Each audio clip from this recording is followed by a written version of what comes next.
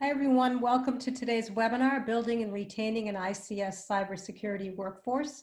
My name is Linda Duchin. I'm with Dragos Marketing, and thank you for joining us today. We're going to kick things right off and start by introducing our two speakers. From Deloitte, we have Steve Livingston. He has more than 25 years of cyber risk experience, leading dozens of large and complex implementation programs for utility clients. His diverse portfolio of past projects includes identity and access management, enterprise resource planning, governance, risk and compliance, and security and event management implementations. He has extensive experience leading cyber teams on large utility, customer, and HR system implementations, and he's managed projects to integrate cyber within grid modernization and advanced metering programs, and he has experience building global security programs from the center up. And I'm pleased to have Steve with us today. I'd like to introduce Robert Lee, the founder and CEO at Dragos, where he and his team develop solutions for some of the industrial control system community's hardest cybersecurity challenges. For his research and focus areas, Rob was awarded EnergySec's 2015 Cybersecurity Professional of the Year and named one of Forbes's 30 Under 30 in Enterprise Technology in 2016. He currently serves on the Department of Energy's Electricity Advisory Committee, on the World Economic Forum subcommittees on cyber resilience for the oil and gas industry and electricity communities, and has testified to the U.S. Senate Energy and Natural Resources Committee to advise on policy issues in relation to ICS cyber threats. Thank you, and let's start. Perfect. Thanks, Linda. And thanks, everybody, for joining us today. This topic is one that I was really excited to put together for a couple of reasons. First and foremost, honestly, it's just always a pleasure to do things with Deloitte. They've been by far one of our longest term partners, even since I remember founding the company, sitting down with a couple other people going, we should work together. And I'm like, yeah, let's see if it happens. And it did. It's been wonderful. And those kind of long-term relationships are meaningful. As many of you in the industrial community know, we tend to very much have that community kind of feel, and relationships are really everything at the end of the day. But the second and most important reason, I think, is the fact that even though we can all understand the need for high-end services or technology, and obviously as a technology vendor, we talk a lot about that, nothing works at the end of the day without the focus on the people. And nothing works at the end of the day without a really good workforce inside of your company, really able to make those changes, especially when we're talking about a mission-driven focus of not just all the work that's necessary in the enterprise, but you're talking safety and efficiencies and reliability of our world's infrastructures. You're going to need your people to be able to do that.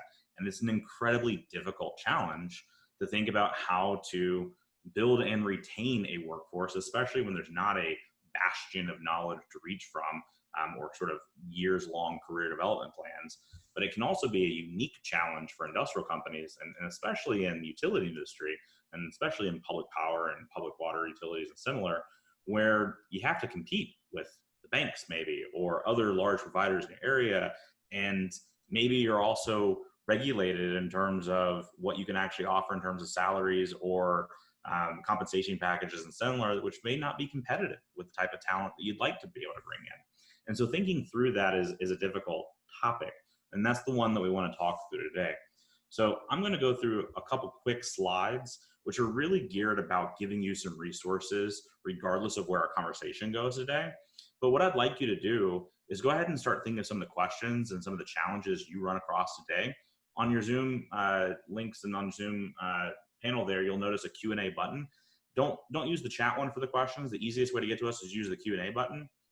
And go ahead and start putting in those questions, because the majority of this discussion is going to be just that. It's not going to be a slideshow. It's going to be an interactive discussion where Steve and I are able to talk about the challenges that we see companies face, where Deloitte and Dragos have worked together to try to think through some of the challenges and what our best practices are on that, and really hopefully be more of an interactive conversation against your priorities and against your questions.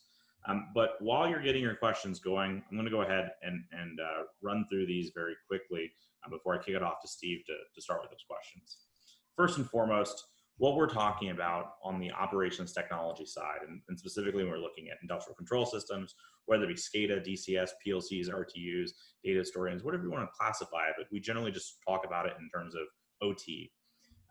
I've used this slide before, and I've talked about this before, but I want to really level set for the conversation today. Is there's a lot of abilities out there to go and do a lot of good enterprise security work with good documented career paths and similar.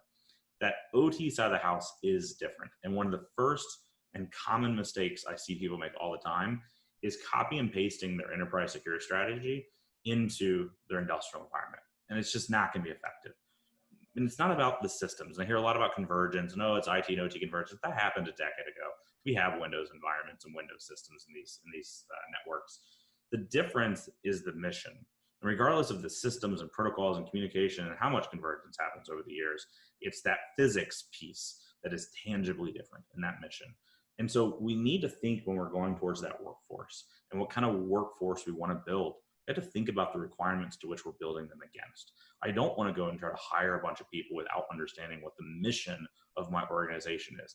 Am I a pharmaceutical company, a utility? Am I dealing with rail providers? What is the mission at the end of the day? And that's going to flavor the type of work I do in terms of security.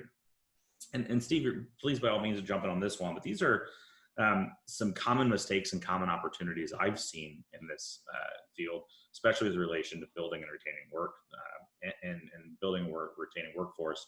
One of the very first ones is I need you to embrace working with your HR team and see the filters that are applied before people ever interact with you and ever interview you.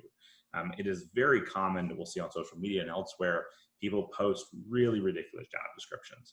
I saw one the other day that was requiring for a senior position, not a principal, not a been in the field for too long, but like a senior position was requiring 12 years of experience on a technology that has only been around for 4 years. That just doesn't represent your organization well. Obviously, you're not going to get good talent, but at that point, you're largely telling people, hey, maybe the organization doesn't really think a lot about hiring in general, and you're going to lose that opportunity to tap the workforce. It's also incredibly important to think about where you're recruiting from. It's a common mistake and a common myth to say, oh, diversity in the workforce. Well, we'd hire more diverse candidates if they existed, but they don't. And so we are just following into our normal hiring practices. That's a mistake. Those candidates are out there. It just depends on where you're sourcing candidates from, the kind of culture at your company that's trying to recruit those candidates, and really making an avenue to show folks that they're welcome and that their skills are valued. And diversity is a skill. I also see a lot of focus on college degrees, which is a hit and miss. It's up to you. There's value in college degrees for sure, and I don't want to downplay that. But ask critically what skills you're looking to adopt. And sometimes college degrees can be a kind of a gatekeeping aspect to a lot of the workforce you want to get in. Some of the best people I've ever worked with in my career back, even when I was in the military, were young enlisted troops that were passionate, they were hungry, they were ready to go. They didn't have college degrees. Actually, many of them later did, but starting out they didn't. And many organizations would have never hired them. And they were our best people because they were hungry and ready to go, and they had a ton of good skills. And one of the other ones, and I'll kick it over to you, Steve, on common mistakes you see as well. But another one that I've seen work, especially with public power companies and utilities and similar, is looking at the jobs you have, especially if they're IT jobs. And sometimes there can be the reclassification of them, and even using that magic cyber or cybersecurity word can oftentimes unlock different compensation packages and incentives at that company.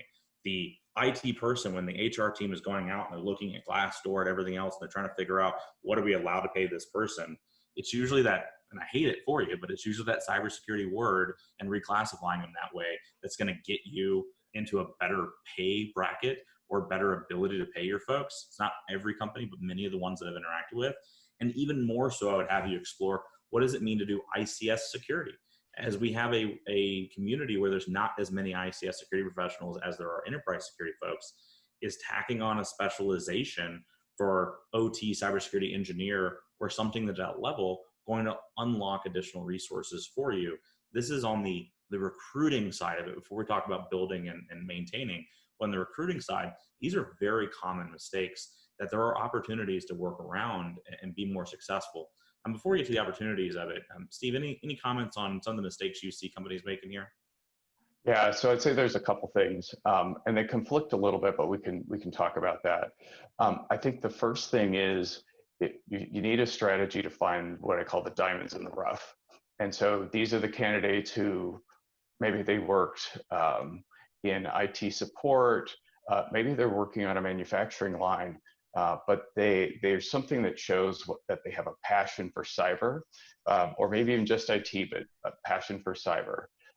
Maybe they're a gamer, maybe they've built their own Linux system in their basement. There's something unusual that may be ancillary to their jobs, or not in their jobs, that show that they're actually really passionate about cyber and have gotten themselves technical.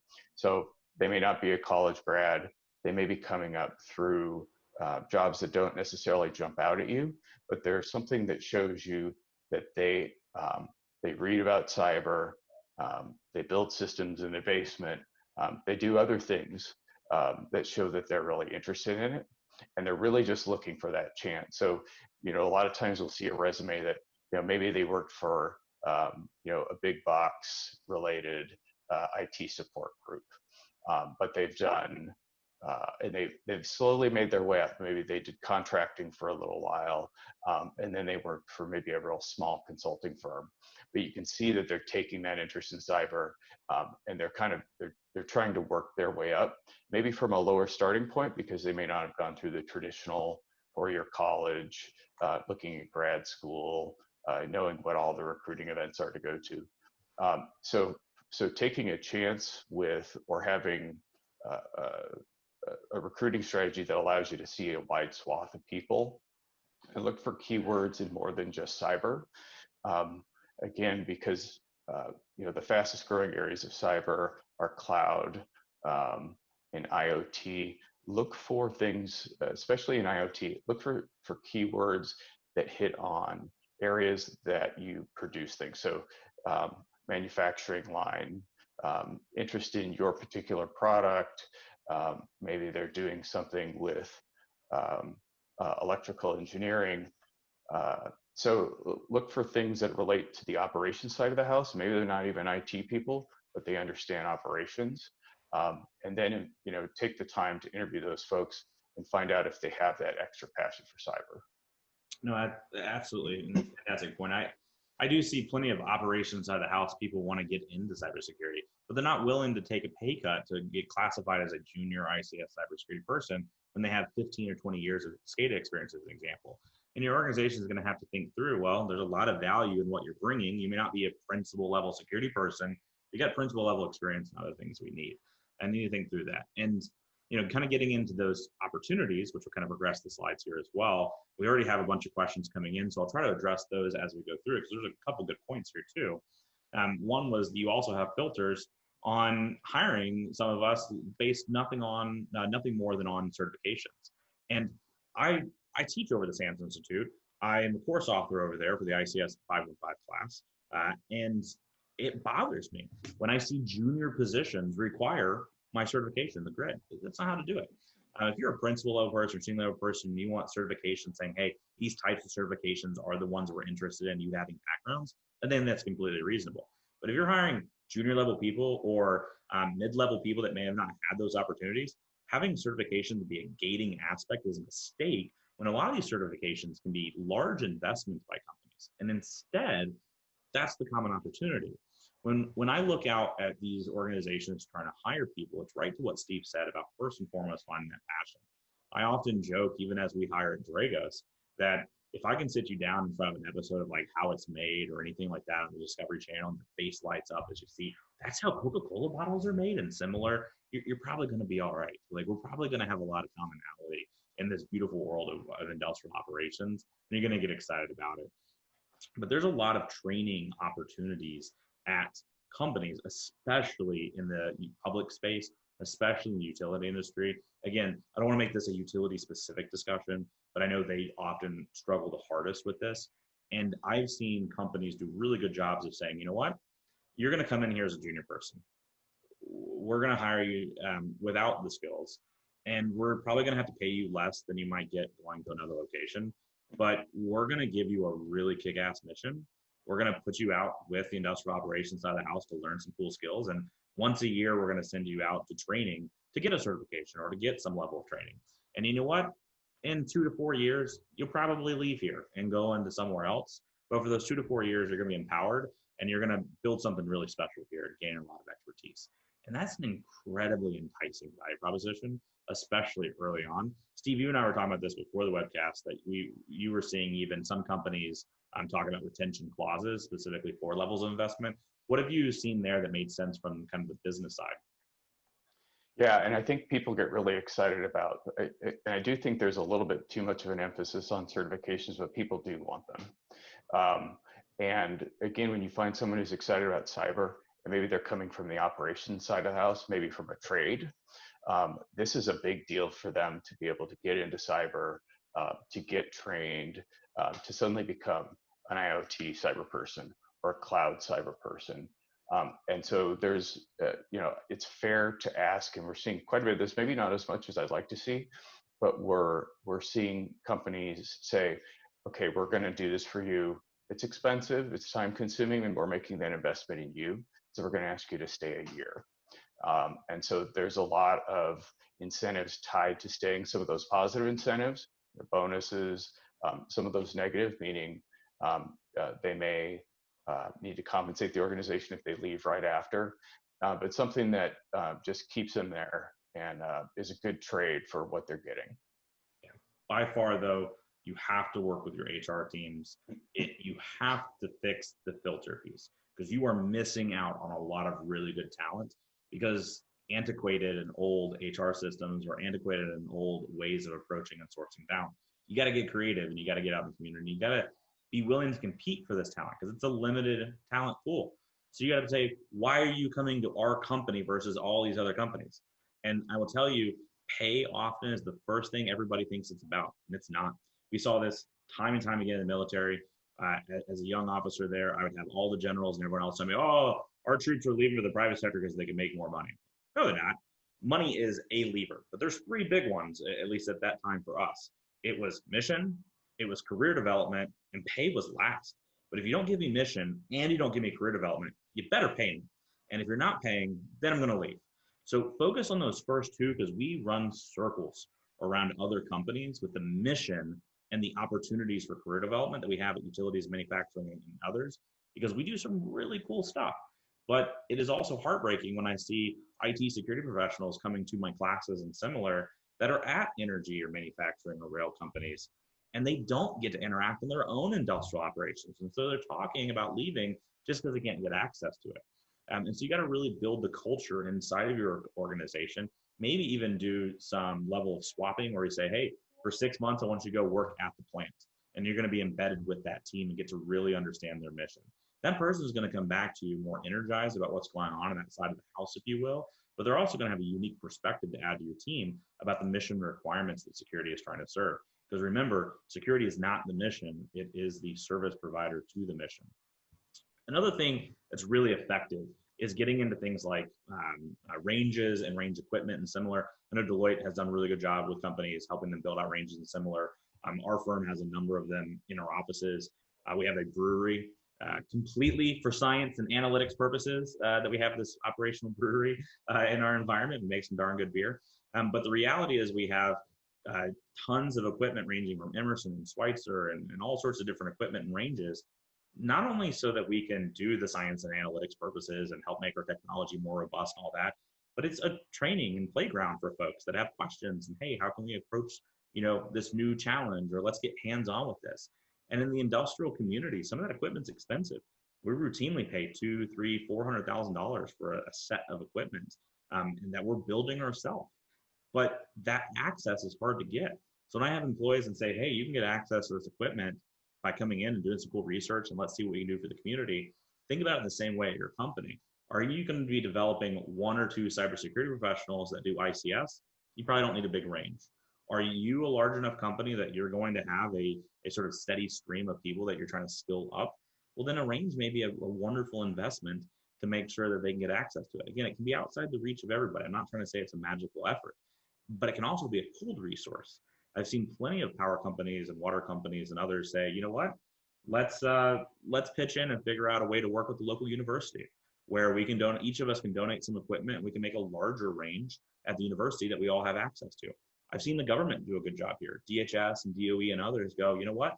Let's build out a nice ICS range at Idaho National Labs and open it up to the community. There are plenty of people in the ICS security community today that got their start and they got their interest and caught the ICS bug by going through one of those trainings or one of those ranges. Having access to that's going to be incredibly important. And then I'm going to kick over here to you and again, Steve. I'm going to run through 2 quick slides to give folks some resources, and then let's jump in all the questions that we have. So as we're going to go through these questions and answers, and luckily we have a number of you that are jumping in, which is fantastic. We have actually a super interactive audience, which is wonderful. I want to leave you with some resources. So I want to give you these first, talk about some examples, then we're going to jump into the Q&A. So first and foremost, if you don't have those ranges, if you don't have the ability to do that kind of stuff in-house, please do know there's a ton of opportunities out in the community. So I linked the 2 Dragos ones up front. We have the Dragos Ics Roadshow. Obviously, it's harder in COVID, but this is where we come to a city. Usually every other month, we'll do a major city in partnership with a customer and partner like a BP or an SOP or somebody else and say, hey, or OG&E has done one in Oklahoma as an example, and say, hey, let's come together and do this. And it's a free community event for anybody and everybody. We bring the picture there on the right of a full industrial range of equipment and similar. People can register to show up, get hands-on with it, and just learn to love industrial environments. Our industrial security conference every year is free for all asset owners and operators, and bringing in our customers and community. And we go through a ton of research and tons of insights and tons of fun things to get hands-on and do some wonderful things. But there's tons of other events out there in the community. The 4 that I'll highlight is the SANS ICS Summits, and full disclosure, I'm involved with them and usually chair up the ICS Summit with Tim Conway. They are long last, they've been around 15 years, and they are absolutely a major component of getting people in the community. The SANS ICS Summit also changed recently, where used to there was a big summit price and then the class price. Now the summit prices are like, I don't know, I remember where it landed, but it was like $200 or $300. So it's super accessible now, which is wonderful. GridSecCon, if you're in, look for your industry specific ones. If you're in the electric industry, as an example, GridSecCon is a fantastic one. Almost every industry has something like it that they can go to. S4 tends to have more of a researcher focus, but it's a real fun. I usually joke around that Dale knows how to throw a good party. And so it's a good opportunity to go meet a lot of peers in the ICS space. And then ICS JWG is the ICS Joint Working Group. It's the Department of Homeland Security's conference, and it's fully free, happens twice a year, and rotates around the United States. So as you're thinking about where can you send your people to get more plugged into the community, these are them, but these are also wonderful recruiting events. About as I go to these, can I think about other people trying to get involved in the community? I have found more than a couple brand new people going and self-funding, going to like an ICS JWG or GridSec because they're hungry to get involved in the community. And they're just waiting for people to show up and be like, oh, no, we have a job opportunity, let's go. You'll find that there are just wonderful, wonderful people in this community ready. Steve, any commentary on kind of engaging the community and events and similar? Yeah, I think, probably the best thing, and I want to go a little bit back to recruiting because we talked a little bit about diamonds in the rough, but one of the ways to get connected to the local community and recruit is with your local university.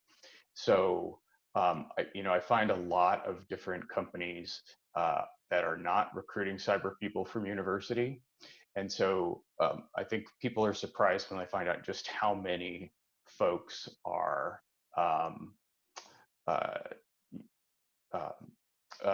or how many different universities have certificates in cyber. The other thing that I think is important about those is that the universities are very often working in the community doing consulting. So you can often find that you can get free consulting from university students, that you're going to find people who have experience working at local companies because that university does a free consulting program for small companies. So I think that's a good way to just generally get engaged in your local community and also get some experience with the young folks coming up. And again, universities more and more often are have cybersecurity programs, big universities. So I think that that's a good connection point. Fantastically stated. Yeah, perfect. So there's already a lot of questions in the side about like what certifications, what classes, how to make this affordable, where would you focus resources, et cetera. So I always find that there's no one path in the community, and I never try to say that there is one path, but I wanted to give a path and some resources so that it's not just an ambiguous discussion. So this is the next slide. I link a bunch of resources for you. Again, one possible path. And I think I noted in the beginning, but just in case, all the slides will be available afterwards. This is being recorded. It'll be available to, so you'll be able to go and get access to these. So first and foremost, when I look at somebody that wants to get into the ICS security community, I tell them, please don't pay for any classes. I don't want you to start there. I don't want you to go out of pocket, and I don't want your company to go out of pocket yet either. What I want you to do is start with the free information, but guided information that's really useful. One of the most important things you can do, besides learning to love our industrial processes and what the mission is of that organization, is learning the language. If I walk into a power plant and go, teach me, nobody really has time for that. And as much as they might want to, they don't even know where to start. But if I walk in and go, well, I've been doing some research on SCADA systems, and I understand that we have a lot of controllers that interact with those. What type of controllers do we use at this facility, and what are we really trying to get out of a SCADA system? Or having some targeted questions is going to get you much further down that avenue with the operations side of the house. So right off the bat, I link there a blog that I wrote, which is a collection of resources for getting started. And it has tons of free packet captures, videos, white papers, virtual machines, all sorts of fun stuff. But the thing that I want you to focus on is the YouTube videos of various industrial processes, those physical processes. Learn how a wastewater treatment facility runs. Go to DOE's Energy 101 videos and learn about the electric system that we have in the United States and how it operates. You ever curious about how they mine uranium? Dig into that. And you're going to learn a lot about the world around us, and you're going to start learning that language. Then I want you to dig into the ICS Cyber Kill Chain paper that Mike Asante and I wrote years ago. It's a paper to help you understand and conceptualize how do attacks happen? How do you reach effect? How do you reach impact inside of an industrial environment, which starts to get those security mindsets going. Then there's a couple key reports. Look at the big major attacks. Way more attacks happen that are not public than people realize, but there's some big public ones, right? Stuxnet, Ukraine 2015, Ukraine 2016, the crash override case, Ksas. Look at these reports. A lot of them are linked in the blog there. And then our Dragos year in review reports talk about our lessons learned across vulnerabilities, threats, and incident response cases every year. Go learn, where has the community been in the last 5 years? Show up. If you're a new person, I do not expect you to come with certifications. I do not expect you to come with degrees, but I do expect you to have spent some time doing the free and kind of cursory search across data sets or papers or videos to learn a little bit of language and show me that you have that passion. To Steve's point on, I want to see you at a B-sides, or I want to see you at a GridSecCon. I want to see you at least knowing how to speak the language just a little bit, enough to show me that you're interested. After that, my opinion, again, just my opinion, the best bang for your buck are the network defense courses. Chris Sanders has put these on over the years. These are courses that I consider foundational. I have my folks at Dragos run through them no matter how kind of principal level they are. And they're really affordable. They're like $400, $500, $600 classes. All online, all accessible. The very first one, in my opinion, is investigation theory. How do you think through an investigation? A lot of enterprise security gets to whack-a-mole. Hey, let me activate the EDR, re-image the machine, patch something, whatever. A lot of the things on industrial, how do I ask a question and pivot through disparate data sets to come up with an answer of an investigation? The next one down, building virtual labs. How can I build my own environment? After getting through that, I'm going to also be able to look at a lot of the resources about virtual controllers and virtual ranges and various efforts that people have in the community. They're not a replacement for ranges. The virtual ones miss the physical process piece, but they're a starting point. Then there's those three classes below that on just good skills in terms of network analysis and host analysis, which network analysis is huge in industrial. Then once I get through those, that's when I want to take advantage of things like SANS classes. SANS classes are really, really good, but they're expensive for a reason. And I want companies to pay for those, not individuals out of pocket. So if you're on the new side of the house, so if you're applying to a job, I expect that you can cover the left-hand side yourself, that you can do these types of things. If you don't have the $400 or $500, then yeah, have your job do that. But those are accessible. I expect employers to be paying for like the SANS classes and similar. And if you're an employer trying to recruit the talent, making commitments to your employees on what their annual training budgets are going to be and that you're going to get them certified are great. 410 is that great class for, let me learn about industrial security while also learning about IT security and kind of how they bridge together. My class 515 is all about how do I monitor industrial networks and respond to attacks and use things like intelligence. ICS 612 is a full range hands-on equipment of how do I go and make my industrial environment more defensible. Then we've got the Dragos 5-day class, which is much more around assessments in industrial environments. And then lastly, donuts and beer or tea or whatever your flavor go a long way with industrial operations. Roll in with some candy or donuts, roll in with a 6-pack of beer, and go talk to your industrial operations, go talk to your linemen, go talk to the people on that side of the house and say, hey, I'm here, understand the language, I'm showing up to learn, I'm excited about this, let's go. And if you're an employer trying to recruit that talent, you need to make it clear that that's the kind of opportunities that your people are going to get, because that's going to be exciting. Steve, before we get to the last slide and then open up the conversation for the second half of the presentation, anything on kind of the path here that stuck out to you, or anything you want to comment on? Yeah, I want to make sure I emphasize that we've talked about training and recruiting. One of the things I see the least that I think when I do see it is the most impactful are rotational programs. And this solves a couple of different problems. So can we take a cyber person and put them in operations for a year? Can we take someone in a plant and bring them into cyber for a year? And those are, there's a couple of things. One is it gets, a plant person, maybe a talented plant person trained in cyber. They're surrounded by other cyber people. And so they have the kind of the openness to make mistakes. But the other thing that happens is when they go back, then you've got personal relations. And those personal relationships help with the issue that I all seem to talk about that much, which is IT and OT. If they get along very separately. Separate organizations, often different cultures, different paths to get there. And cyber very much wants to be and should be more influential with the operations side of the house. So the more that you can get folks experience hands-on on the job, working in the same space and in the same shoes as your operations team, the better. Yeah, absolutely. And that goes to a lot of the questions we're getting asked on the side as well, which is like, how do you make the jump? And so I see one here on like, hey, I'm an IT pen tester. How do I jump over into OT? First and foremost, you throw out like half of your tools. No, I'm kidding. But in all honesty, don't come in looking to do what you know. Come in looking to solve the pain points of the people there. I see way too often, as an example, a pen tester will come over and go, oh, I know how to use Metasploit and Ksas and similar. Let's jump in and show them their vulnerabilities. But do they want that information? Do vulnerabilities have the same impact in ICS? Most of the times not. What are they trying to solve? Then tailor your knowledge. A lot of your skills are going to be a one-for-one copy and paste over, but applied correctly against the right challenges. And without knowing the language or the mission requirements, that's where you're going to miss. Is highlighting a clear text password in Modbus really going to be useful to the operations side of the house? Probably not. I'm pretty sure most of them know that that's there, and that's not the biggest risk for them anyways. But is understanding that their domain controller that they thought was segmented is actually still connected up to the enterprise, and ransomware can follow that bad boy down and take down the plant? That might be something interesting. Or did a contractor come on site and throw in a wireless access spot or a MiFi or similar, and now they've got internet connectivity down to the DCS? Yeah, they want to know about that stuff.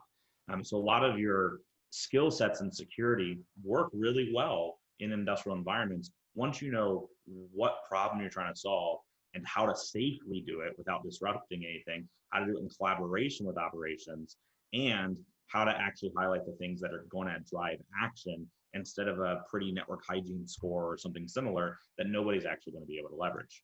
Cool. So this is the last slide, then we'll get into all your Q&A. We've got a bunch to go through, and Steve and I'll get into more of a collaborative conversation here. But I just wanted to leave, again, a couple resources. I highlighted many of them in the last slide as a path, but just more generally wanted to highlight a couple others. Obviously went through the reading list. There's a Dragos reading list as well. But I also want to highlight beyond the Dragos courses and SANS courses, the US certs, the DHS and INL's Red vs. Blue team class is free. It's up in the Idaho National Labs. I've talked to the DHS folks quite a bit. They're looking to revamp and put forth more effort into how they're training and engaging the community. There's a bunch of free training on their website and similar. Definitely balance it with what the latest information is versus the starting point, but it's an awesome opportunity. Additionally, I think going on a hunt in your environment you don't need any external consultants for this, but going on a hunt in your environment is an especially useful way to develop your skills and gain insight into your industrial environments. Hunting sounds super high end of, well, I'm going to go tune the firewall before I ever think about hunting. That's not the only point of hunting. Is not finding threats. Sure, that's what you want to drive it towards. But a lot of the point of hunting is really, can I go ask a question or form a hypothesis in my environment, go collect the data to help me validate or invalidate the hypothesis. And sure, I'm trying to find threats, but along the way, I'm learning visibility, asking questions, getting into a better understanding of my environment. And I find that a passionate person with a security onion virtual machine and a culture built between the operations side of the house can go start hunting in that industrial environment. And yeah, it's not going to be the scalable, reliable answer forever, but it's going to put a dent in the problem and teach you a lot of things in the process. And then when you bring in teams like Deloitte or Dragos or anybody else, which I know you would never choose anybody else besides us two, calm down. I'm just saying there's other options in the world. But in all seriousness, as you bring in teams like ours that do assessments, please don't be the client that then says, hey, go do the assessment and call me when you're done. These are also wonderful opportunities for knowledge transfer. And if you're an employer, again, being able to tell a person that's coming in saying, hey, we're going to bring you in, we're going to train you, we're going to get you certified, we're going to help you out. But every year, by regulation or compliance or GRC or whatever else, we have a pen test. We're going to side saddle you with whatever team we bring in. Or every year we do a hunt. Or you know what? We do a lot of instant response and tabletop exercises and planning. We're going to let you lead one of those, or we're going to let you embed in that. And the point is, have the outside consultants be a part of that retention program of, we're going to give you knowledge transfer of things well outside of our company by bringing in and side saddling you with these analysts and consultants. And you're going to learn a ton, and you're going to be able to go and leverage that in our facilities for us and in your next job at other locations. Yeah, Cool. and I'll back you up on that, Rob. Our most successful engagements are where we're working side by side with the client, with folks that, and our most impactful engagements are the ones where we leave and the client has worked side by side with us, learned something new, and is going to keep it there at the organization. That helps with the problem of, we fix it, it slides back to where it was before. So consultants, not that I speak for all consultants, but I certainly speak for consultants and my dog. And he agrees that you should absolutely embed in with your consultants. Perfect. All right, so let's get into the myriad of questions here, which again, thank you to the audience for asking, and keep them coming because we're going to try to get through as many of them as possible. But in kind of summary, the first part, work with your HR team, figure out if you have a filtering kind of problem. Most of you do. Most of your HR systems need updated. Job description needs updated. Spend a lot of time on where you're sourcing candidates. Number two, figure out what the draw of your organization is. And it's usually the mission if you're an industrial company, and that's a sexy mission, and it's cool and it's exciting, and you're going to find people that love it. Then I want you to figure out what you're offering to the candidate. Hey, I'm going to train you up once a year, or I'm going to get you certified, or I'm going to get you on engagements with the consultants, or I'm going to let you do a 6-month prisoner swap down into the plant and learn operations. Figure out what your package is to them and make sure they know that, because they're going to get higher offers from other places. The industrial companies, especially utilities, do not pay the highest end. Usually benefits are great, but the training and education is second to none in most organizations. So we really want to position that. Then think about how you're going to retain that talent, which is largely about creating a culture of collaborative nature, mission-driven focus, and ability to do career development. Do those things and you're going to be wildly successful. So let's talk through some of these questions. All right, so first one over to you, Steve. What are job opportunities for folks wanting to work from home as a remote worker, especially in COVID? How are you seeing organizations adapt to that in terms of where they're pulling their workforce from? Yeah, so we're doing some studies right now, and we'll be able to release some hard data soon. Almost every company right now is considering the impact of COVID from working from home, is considering making that at least somewhat permanent. We're seeing employees say, "Gosh, I really like this. I'm not stuck in traffic." Obviously folks are concerned about the pandemic itself and not getting sick. And we're seeing that productivity is not dropping off that much. For most organizations, it's not. So I think that this is an opportunity for us as professionals to go back to our organization. I think a lot of times we accept what's just coming down. This is an opportunity for us to lobby our organization and say, hey, I don't need to be there every day because it's working just fine. Fantastic. Perfect. All right, next one. T-Man, you're not leaving, are you? The question is, any specific recommendations for those coming from government and transition to the private sector? I'm abstracting out the name because I know you can't leave the government, man. You're a key player there. But all right, look, everybody eventually leaves government. Right, so for those of you that are on government and are talking about transition to the private sector, welcome aboard. All right, first and foremost, as a military ex-NSA guy, transition to private sector, let me tell you that you're not going to find a better fit than the industrial community. And I love banks and others, and don't get me wrong, your enterprise security environments are awesome. And thank you to the IT staff that do amazing things, and you don't get respected enough. That being said, nothing is as cool and mission driven as the industrial side of the organization. Let's be honest, it's awesome. So what are you going to find? You're going to find a mission. And most of my military colleagues and DOE and DoD colleagues, I'll tell you, I know mission drives you. That's the passion. That's what you got most of the times into government is the mission. Guess what? We got it in spades out here. And on the industrial side of the house, utilities and others, data centers and similar, the mission is tangible and it's real and it's impacting people's life and safety, not just credit card numbers, no offense to the banks. And so my recommendations for you is to go talk to those asset owners. What you will find is almost all of the asset owners and operators have military programs, DoD and DOE programs, because they want to recruit from government because they know that you come pretty well trained usually, and because you are usually very mission driven. And so it is a warm pool to jump into. So please go talk to those asset owners and operators.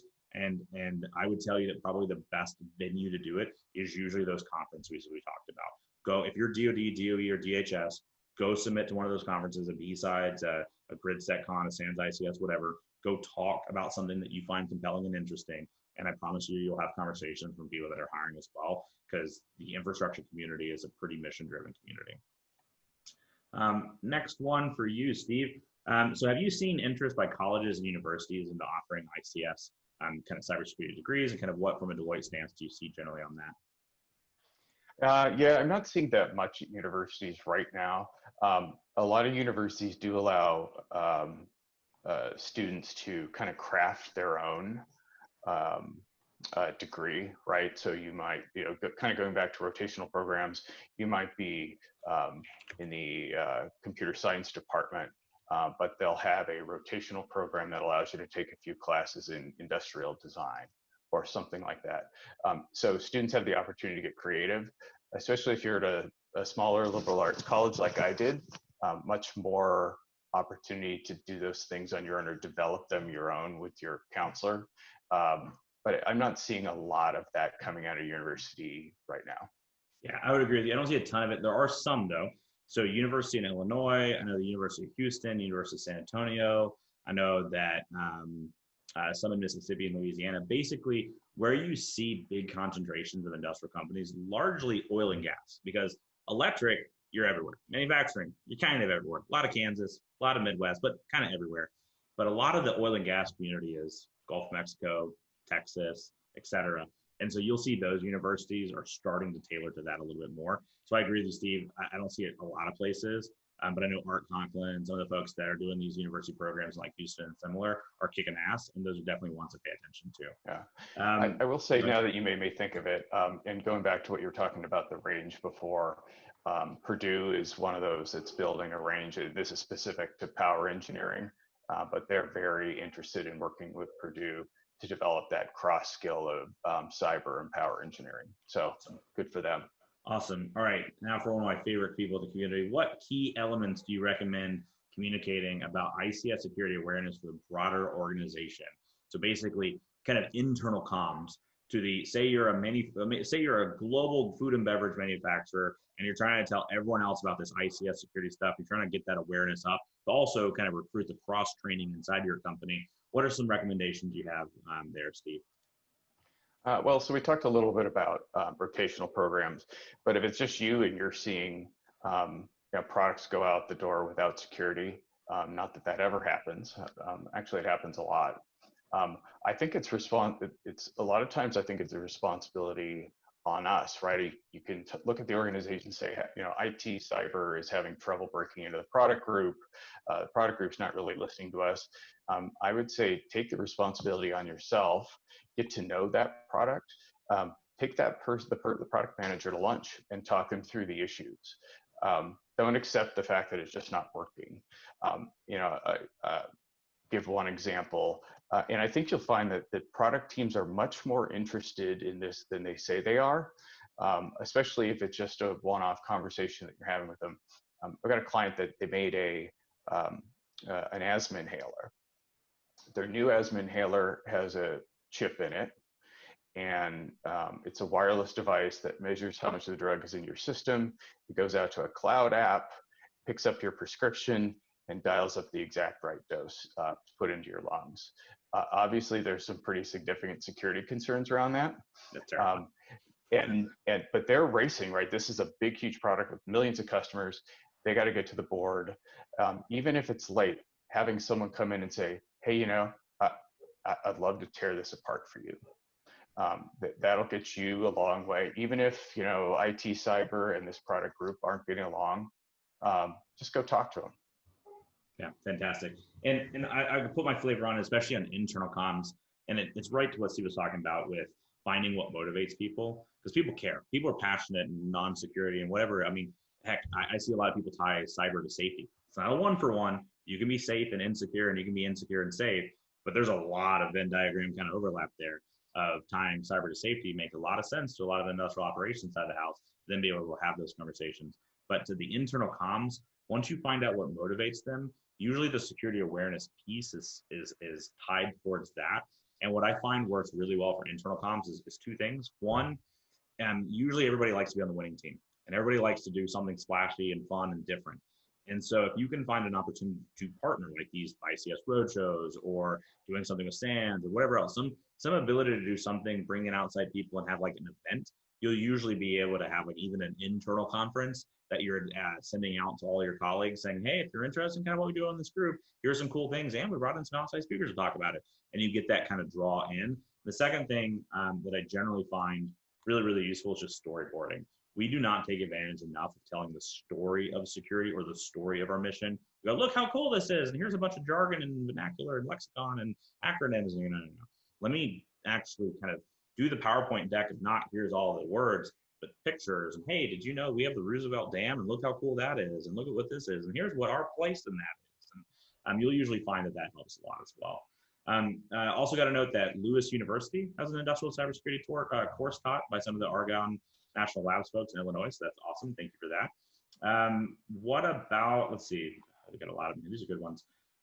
When determining which training and development to focus on, do you as an organization try to commit to a specific framework within the cybersecurity framework, or CIP, whatever it might be, to begin the process of identifying roles, responsibilities, and knowledge gaps? All right, I'll give my first pass, and then I'm gonna throw this one to you as well, Steve. My opinion is no.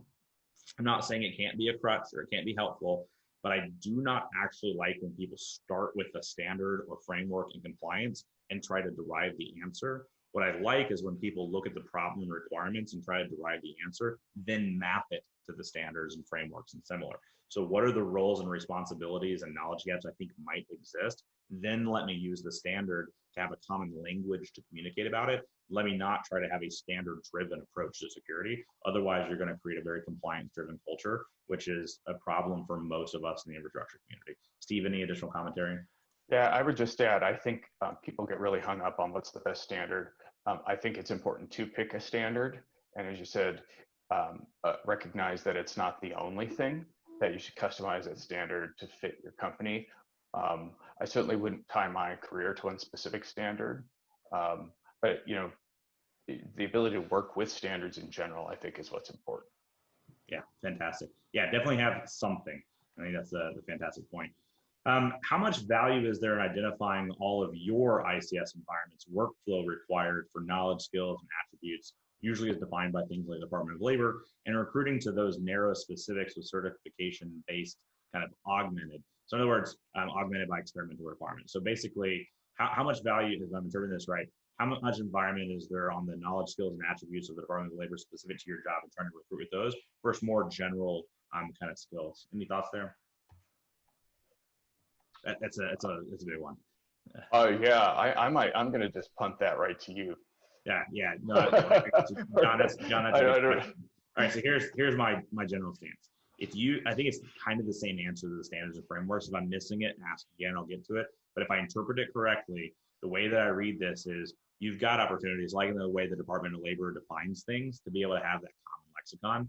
I don't want you to get trapped in a lexicon and then find the answer. I want you to find the answer and communicate it in the lexicon. So same kind of approach as the standards is figure out what makes sense, even if narrowly focused, for what you're trying to get in value, what you're trying to find in terms of talent, what you're trying to recruit for, and signal out to the market what is valuable to your company.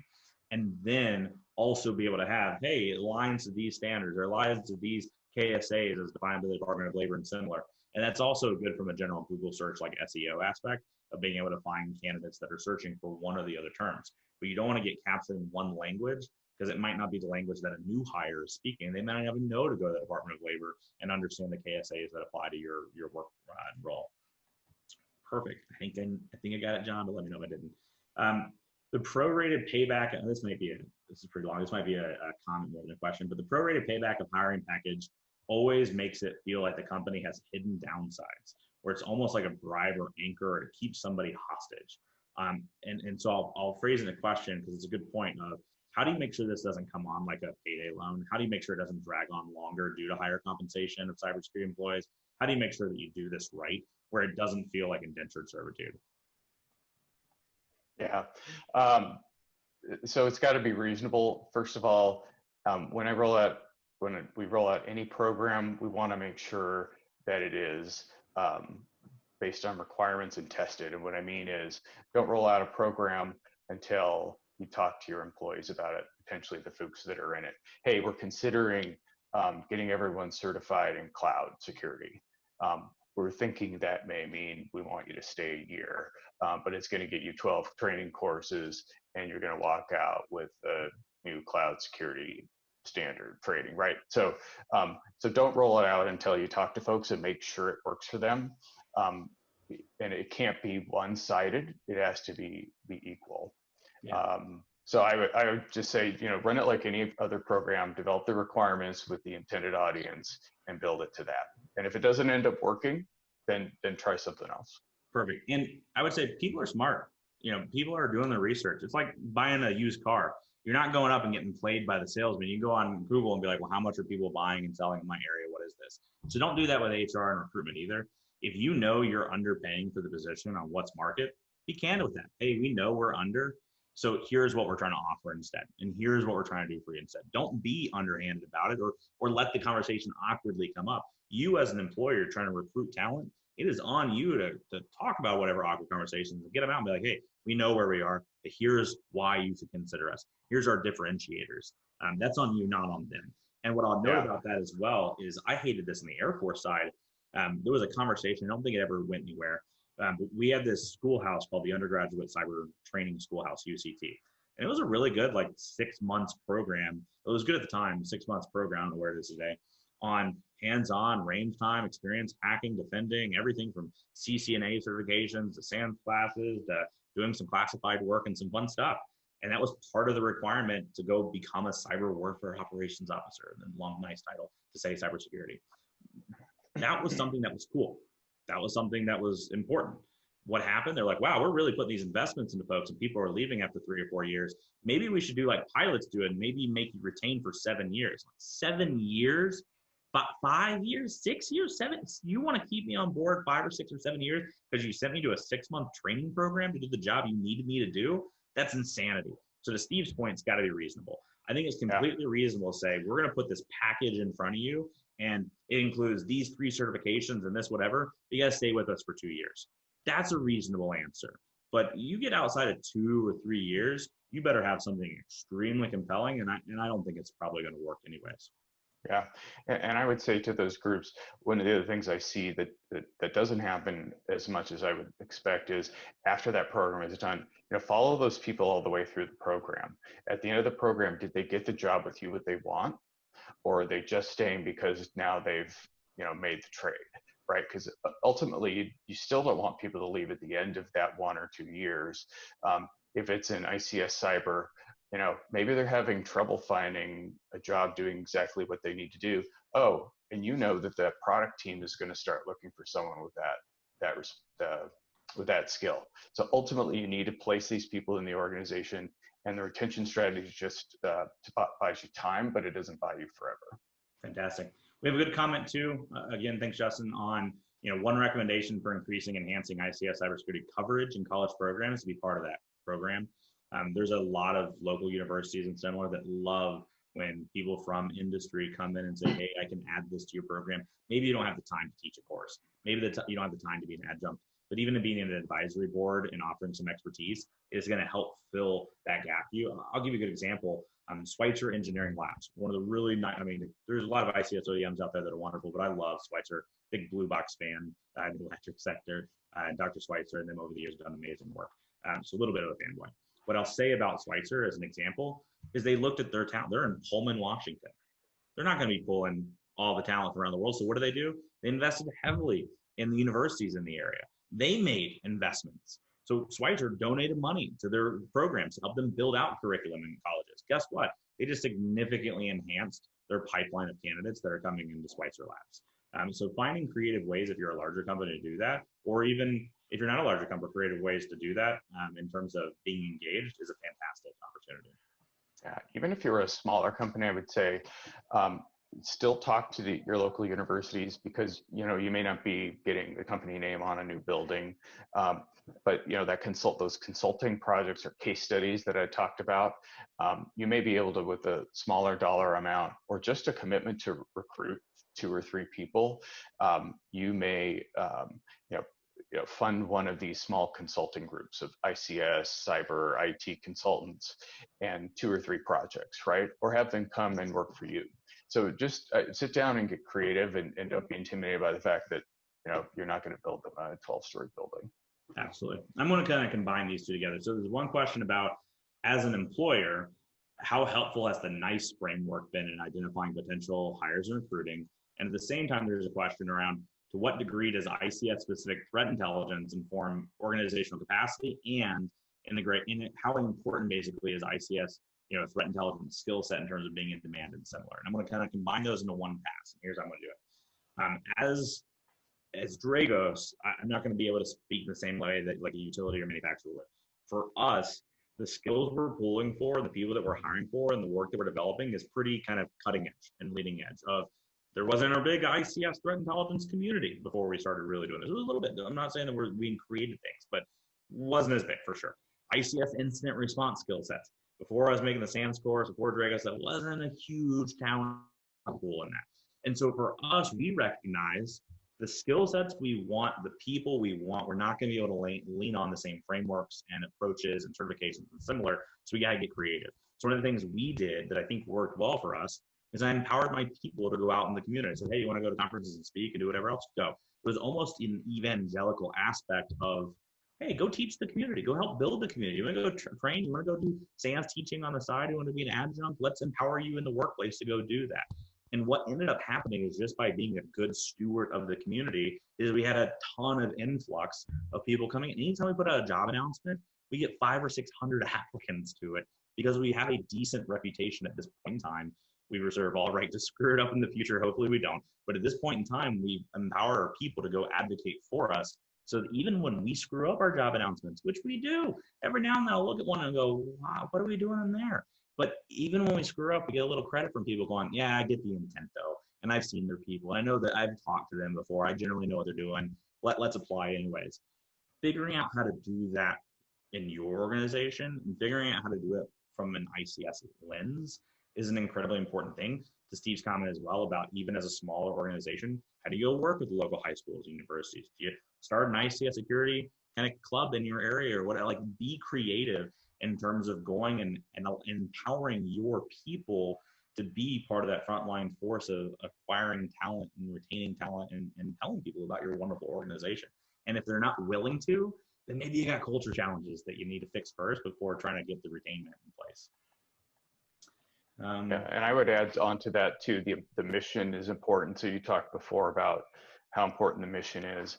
And just kind of one thing I want to make sure people understand, particularly when you're talking about younger folks at Generation Y, 3/4 of them expect a social mission, an environmental mission. So, think about, if you're a power company, it's easy. Green energy. This is an opportunity to, create the green energy future. And so when you're figuring out, maybe what your brand challenge is, especially with younger workers, you might want to investigate, how are we, impacting society for the better. Awesome. All right. Well, we're basically at time, but I'll rapid fire. If you're new in the field and you're looking at these employers, a good way to get past the HR filter, if it's broken and they're working on it, is to try to find some people at organization, usually at those community forums or ICS, or similar, and get references, get people inside the organization that can help you navigate it. If you're an employer, it's your job to make sure that they don't have to do that. And you got to lower that barrier. Additionally, especially for those of you outside the United States, I got a couple comments on this. There are a lot of different trainings and similar. Sam's comes over there as well, but also figure out in your local community how to do it. There's a lot of universities around the world focus on that. I see in Germany, as an example, BSI tries to interact with the community quite a bit. Figure out what it can be, and if you can't, then talk to a couple of your peer companies and say, hey, we need to do something. We need to invest in this. How do we get this going? And then ultimately, just thank you so much for everybody that spent time with us today. Most important thing about this whole conversation is that we showed up here. You're obviously interested in helping grow our community. And it's a matter, I don't want to hype it up, but it is a matter of safety and actually just having safe and reliable infrastructure. I want my son to have lights and water when he grows up. So thank you for spending the time to think about how we grow this community. Thanks, Steve, for joining us today. And for the rest of you out there, awesome times, be safe, and be well. Thank you, everybody.